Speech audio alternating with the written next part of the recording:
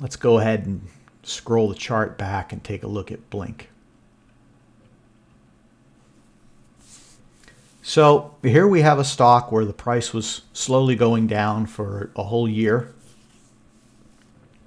And then it made a low and it started to climb back up. But if we go back and take it that low, probably we're going to find that on balance volume isn't really moving much.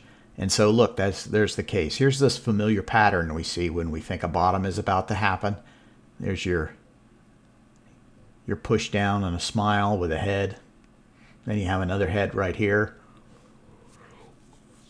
So if we're looking at that, we're thinking 1, 2, 3. If it goes past here, that's going to be a bottom. Look and see what your on balance volume is doing. It's not moving much. It's more or less going sideways. And so at this point, this stock is not all that exciting to me.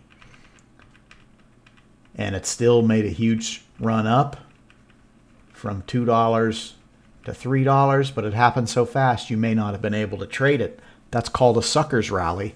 And then look what happened subsequently. The prices began to fall. And we have more consolidation period. There's a kind of a happy face. Here's a spike in volume, and then you get your happy face all the way through the volume. On balance volume slowly going up.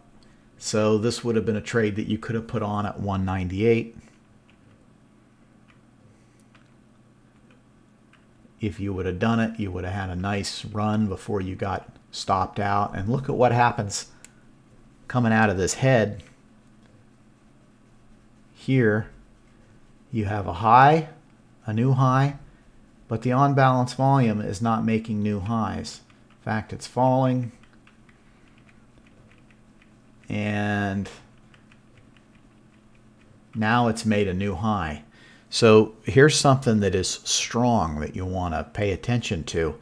When the on balance volume makes a new high and price hasn't made a new high yet, if there's a formation in there that you want to trade, that's an indication that price is probably going to go higher. Not always, it's just an indication. And here we filled in what looks like it could be another 1, 2, 3. But there's something else that's more important to see on this chart.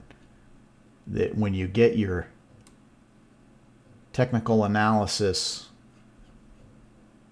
book from Edwards and McGee, they're going to tell you what this is. But let me draw it in.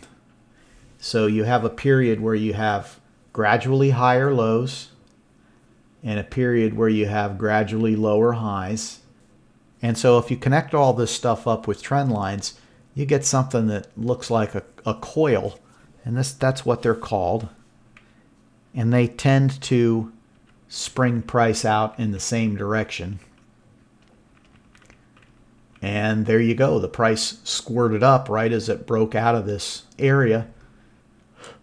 You have on balance volume gradually rising through this whole time period. So that's an indication that the market's still under accumulation. Then you have a higher consolidation period. This is your first push. Here's your second push. I bought into this one a little bit late. I really should have bought it down here.